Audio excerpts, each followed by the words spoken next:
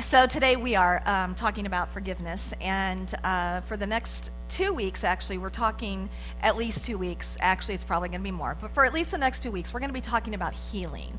And so Delphine comes to me every so often and asks me, what is it that you think maybe the congregation is looking for? Because she does these wonderful workshops. And I said, I think there are a lot of us that are dealing with health issues. So if you could do a workshop that has something to do with healing, that would be great. So we planned this together. So for at least, like I say, 2 weeks, I'm going to be talking about healing. And she's going to be starting a holistic healing series the next 2 Monday nights. And you'll get more information on that. So we're excited about that. And so, like I said, I'm going to be talking about healing through forgiveness. But first I want to share with you a little joke, because forgiveness can get to be kind of a heart-heavy subject. But there was a minister, and he was talking about the power of forgiving your enemies. And so towards the end of his talk, he asked the congregation, so how many of you here today have forgiven your enemies? And about 50% of the people raised their hands. And he said, okay. So he went on talking for a few more minutes. Then he said, okay, how many of you here have forgiven your enemies? Well, it was getting close to lunchtime, so like 80% of the congregation raised their hand. But it wasn't good enough. So he went on for a little longer, and he said, okay, now how many of you have forgiven your enemies? And every person in the room raised their hand except one sweet little old lady. And he said, well, Bessie, do you not want to forgive your enemies? And she said, I don't have any. And he said, you don't? And he said, well, Bessie, how old are you? And she said, I'm 93. And he said, Bessie, oh my gosh, you are such a blessing and such a lesson to all of us. I would love for you to come up in front of this congregation and tell us how you have lived for 93 years and not had any enemies. So this sweet little old lady, like I could picture her in my mind, she got the light blue dress with the scallop little lace and the gloves on in her purse and her little cute hat, and she comes up to the front and she turns around and just in her sweetest way she says, I outlived the old hags.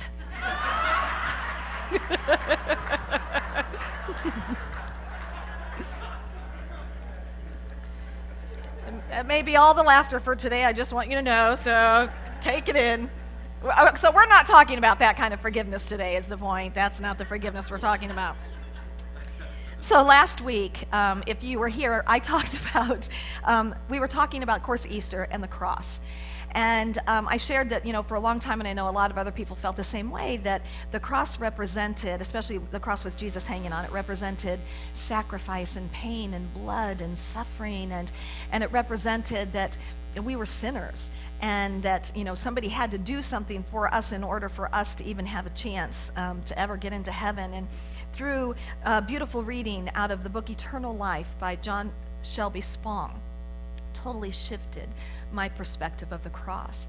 And how he explained it was that with everything that Jesus experienced, and he experienced more than most of us could ever begin to fathom experiencing, but from incredible betrayal in his life, to being made fun of and mocked and humiliated. He was beaten. He was tortured.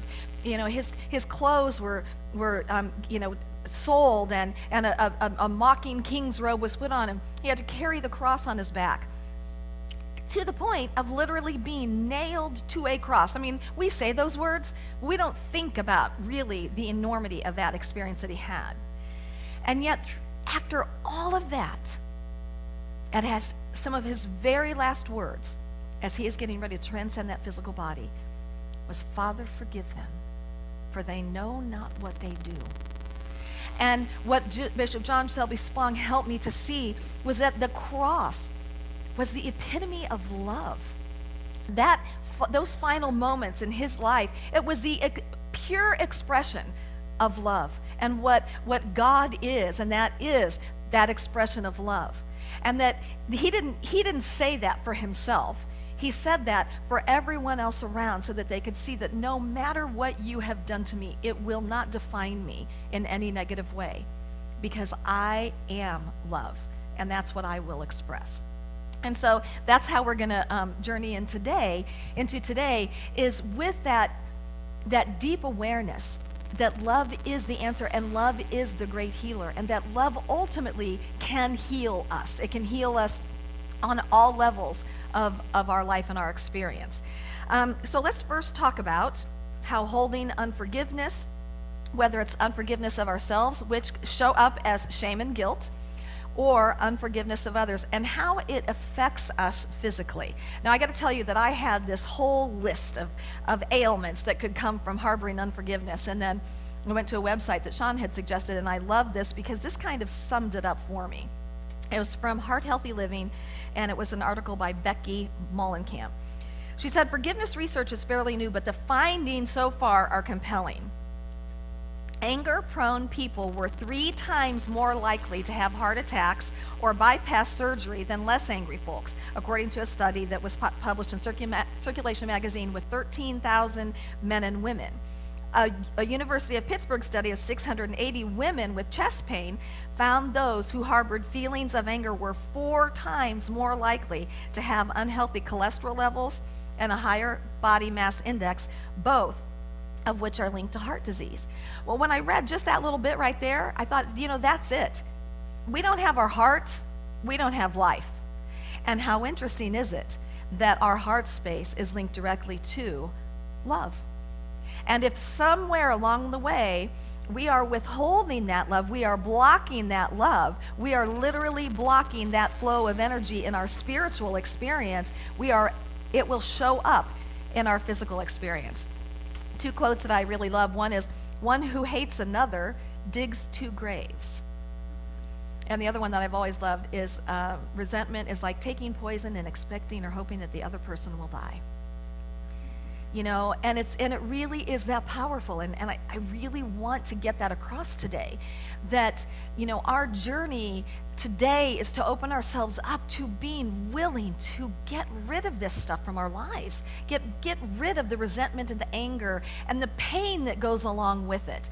I want to share with you the benefits of forgiveness. This is from Dr. Fred Luskin, founder of the Forgiveness Project and author of a book called Forgive for Good. He said there have been demonstrative benefits revealed through forgiveness over a 10-year testing period done at Stanford University. And over this 10-year period of working with thousands of people, they were able to specifically relate the process of forgiveness to lowering our blood pressure, reducing pain, being more energetic and less stressed, reducing depression, anger, and anxiety. Brain waves changed, blood flow in the brain changes, increases positive emotions, and it creates and releases good hormones and chemicals into our body. It's the happy hormones. How many of us would love to feel better? You bet. We all want to feel better. We all want to feel good. We want to feel good when we wake up in the morning. We want to feel good throughout the day, and and it's a freedom to be able to feel good like that. Now, I want to share with you, before I go on, some things about forgiveness, because I think we can get really stuck in reasons why we don't forgive. Forgiveness, as John said so beautifully in his meditation, was it does not condone the actions. It does not say that the behavior is acceptable. And I really believe a lot of us get stuck there because we think if I forgive, I've let the other person off the hook. But guess who's on the other end of that hook? And guess who's really experiencing the most negative effect from keeping that hooked in? We are. But it doesn't condone the behavior, and forgiveness still means that we can set healthy boundaries. Okay, it's important. And as I always say, if you are in a situation that is in any way mentally, physically, emotionally, physical, emotional, sexually, any kind of abuse, step out, definitely get away from that situation. There are big boundaries there. Forgiveness does not mean that you ever have to be in the physical presence of the one that you are forgiving. You never have to have a one-on-one experience with that person. Now, you may be guided to that, but you never have to have that. In fact, people that we want to forgive may have already transcended. And forgiveness does not mean forgetting. Whoever said that, they weren't thinking clearly, because we don't forget. However, and I love this, forgiveness allows us to let go of the pain in the memory. We're still going to remember it, but it allows us to let go of the pain in the memory, and that's really where we want to get to, is letting go of the pain in the memory, because when we do that, it no longer controls us. And one of the things, with that is the recognition that every time that we're in that place of forgiveness and resentment, And especially if we stay there. Let me say it that way. When we stay in that place, we are powerless and we are victims. And that is not a fun place to be, is it? That's a very disempowering place to be. And please hear me when I say when we stay there. There's processes that we're going to go through. It's normal for us to experience anger. All that stuff is normal. We just don't want to live there. Okay, so a big part of this process of forgiveness is getting out of that victim place and getting out of that place of feeling disempowered. Now, when I'm doing my talks, I do a tremendous amount of research, and I love that because I'm always having new things appear in my experience. An author named Janet Connor actually attends a Unity Church somewhere, and she's also the author of the book called The Lotus and the Lily, says that forgiveness is miraculous. She said, when we truly forgive, not in the mind or even in the heart, but at the deepest subatomic soul-body level. Big difference, isn't it? We can intellectualize it. We want to get to that deepest subatomic soul level. Something happens. That chains really are broken, spirits really are released, and two or more people are instantly, miraculously free. And that is our interconnectedness, because when I do my forgiveness work, it is going to affect the people around me without them even knowing it. But I love this. She says, forgiveness is the most delicious, most healing, most soul-lifting, most joy-inducing thing that you can do. I'm on board. That just feels good, doesn't it? Just for that reason, that just feels good. However, what we're going to be focused on today is that forgiveness, going through the processes of forgiveness, will help us to have a healthier experience of our bodies. And don't we want that? How many of us are ready for a healthier experience on a regular basis of our bodies? Yeah, absolutely. So what we get to do is we get to move through this process of forgiveness. How fun, huh? I could not begin to tell you everything that there is to know about forgiveness, no matter how long I spoke about it, but I certainly can't do that in one Sunday morning. And in fact, I have my talk, and I know, I sense when it's not going to move in the direction that I think it's going to move, and I'm going to be a little bit emotional about this, but because I have something to share with you, and it's not bad news. It's actually ultimately good news, but it's just been a hard journey, and that is that I am really practicing this right now, and I'm practicing this because for the last year and a half, this last year and a half has been the hardest year and a half of my life physically. Pretty much every day in the last year and a half, I have been just in incredible pain due to an illness called fibromyalgia. And I didn't want to share that initially with everybody because I first of all, I really wanted to work through it. Secondly, I do not want you to define me as a person with fibromyalgia, and so I'm asking you that right now to please never use Sue and fibromyalgia the same name unless you're using it for a healthy purpose, but do not see me as that person. But through this process of it just being just such a tough year, I had no idea, and I have such compassion for those of you who deal with daily pain, because I truly had no concept of what that experience could possibly be like. And I know that not only did it take me down physically, but it really took me down emotionally. And that was really hard for me because I'm a pretty upbeat person. And there were times that it was just even hard to get out of bed, because not so much because of the pain, but because I was so emotionally low because of it. Thank God for my job, because I had to be here, I had to show up. But I will tell you that there were days when it was so incredibly hard to come and to be present and to not let you see what was going on with me. But I didn't want you to see at that point what was going on with me. So through this process of, my whole being for the last year and a half especially has just been, I want to be better. I do not want this to be my life. I'm 55 years old. I'm a grandmother of 2 fun, active little boys, and I want to be fully present in my energy, in my beingness with my family, with my husband, with my church community, with my friends. I want to be there, and I haven't been able to be there in the way that I've wanted to be in this last year and a half. So my whole being has been, I want to get better.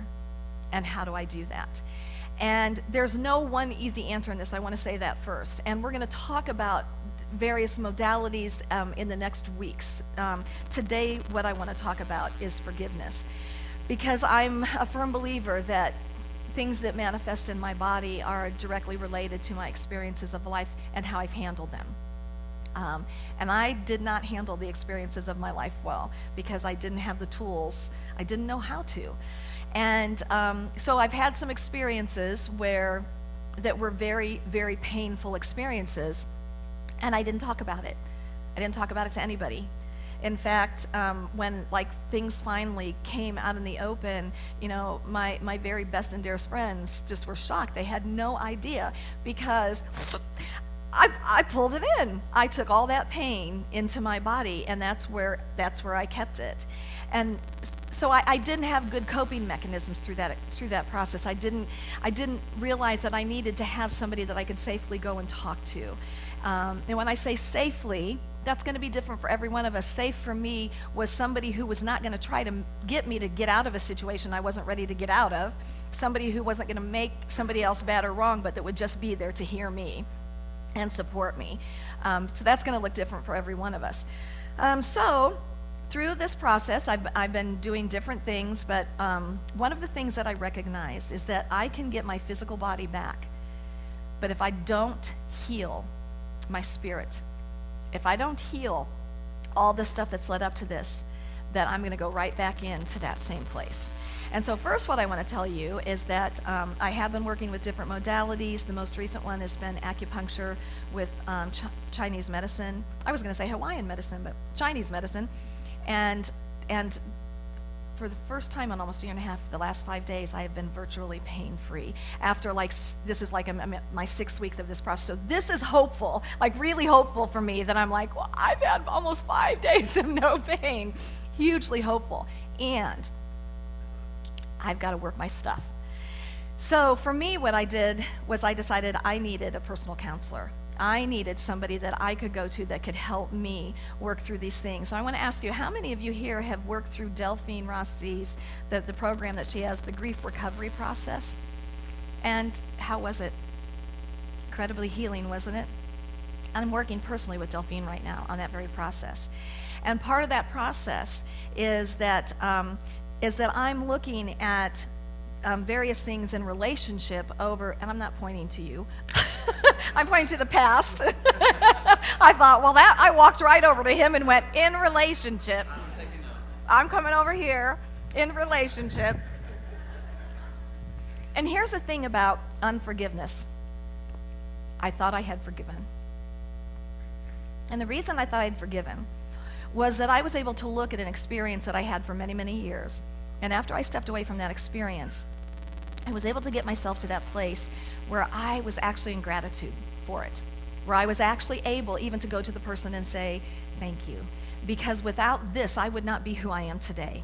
Without this experience, I would not have, I'm a different person today, and I have more skills, I have more tools, I have more coping mechanisms to deal with the stresses that come up with my life. But then I didn't. And because I went through that, I gained those skills. So I was in this place of thinking I had done my forgiveness work. But unforgiveness is sometimes insidious. And what I've recognized through this process is that even though I forgave the package, I didn't necessarily forgive all the pieces of the package. And even just like bringing a few of them up and realizing what it's still bringing up in me, of course, my body has experienced incredible pain because I felt so much pain. And so I'm excited to be working through this process now where I am working with someone who is safe to me that can hear what I have to say. And one of the things that I really got to was that many, many times I think that we hold on to the pain because we've never felt acknowledged. And I have counseled with so many people, I have been stunned at the stories that I have heard. I mean, stunned. I had no idea the experience that people have had. And so many times we just need somebody to say, I hear you. And that was totally, totally unacceptable what happened to you. There was nothing that was right about that. Sometimes we need somebody to just acknowledge how horrendous the experience was and not put on our spiritual, what I call malpractice outfits and say, I know you're feeling that pain, but it was really all working together for your greater good. I just want to smack people that do that. I won't ever really do that, but maybe I should, and I won't have so much pain in me. No. But I mean, it's important that you find people, and our prayer chaplains are great people for that. I am here for that. We have many people that are here for that you can come to and you can tell your story, and we're not going to try to change you from where you're at. We're here to listen and to acknowledge and to say that was out and out wrong. And then when you're ready to move, then we're also here to help you move. But because I didn't get to share everything I thought I was going to share today, because I felt so strongly about sharing this, what I want to leave you with is there is no one right way to do forgiveness. There's as many ways as there are those of us who are here. But I want to tell you that holding on to the resentment and the pain, it just keeps us bogged down in our life. We literally, when you talked about having stones in your hands or we have hooks, it's holding us back from the life that we really want to live. And so now's the time. Not in the future. Now's the time. And if you're feeling right now like, I want to forgive, but I don't know how, the first step is willingness. That's the first step. And you know what? And I love this because I know last week, and if you guys will go ahead and point to me, please. Okay? So when we're pointing, but like I said last week, there's one pointing out and there's three pointing back. Here's what I want to acknowledge first, is that there are situations and people that show up in our lives that do create craziness in our experience. And I want to acknowledge that first. This is not just to say it's all just you. Things happen in our lives, and we need to recognize this finger is pointing out because people show up in some pretty bizarre ways, correct? Yes? I mean, I don't think any of us have had all totally like, everybody's perfect in my world, But I love it because earlier when somebody pointed to the thumb, and I'm like, oh my gosh, yes. But the thumb is pointing upwards. And these three fingers are pointing back. And so recognize that the power lies here and in our relationship with God, in our relationship with Spirit, and the recognition that God is right where we are, and very, very active in our lives. And so in this first step of willingness, all that I'm going to ask you to do this week is just to be open, is just to say, God, I am ready. I am ready to move forward. I am ready to release this pain from my mind, from my heart, from my emotions, and from my body. Show me the way. I am ready. I am ready. That's all you have to do. And the thing about this is, in our pure willingness, the next right thing will show up. It always does. And it's going to show up either in somebody showing up in your life, a telephone call, a book, it may be a song. It will show up for you. And yours is simply to take the next step, and the next step, and the next step. So although you didn't have a choice today, thank you for listening to my story. But I want to share with you that part of the reason that I'm sharing this publicly right now is because I know that it's easy to look at me when I'm up here for 30 minutes in the morning and go, her life is so great. Nothing ever is. And that's, my life is great. But this last year and a half has been tough. And but I also am standing here as a living testament to that you can get better, and you can get better, and you can get better, and you can get better. We've got to work all the components, my friends. We've got to work the physical, the emotional, the mental, and the spiritual. And we're here to work the spiritual part. So I want to say have fun this week with this whole wonderful opportunity. But I also want to invite you to come and join us on Wednesday night, because we will talk more about forgiveness, and I know already that I'm going to be extending this because I didn't get to any of my stuff today. So, namaste and thank you.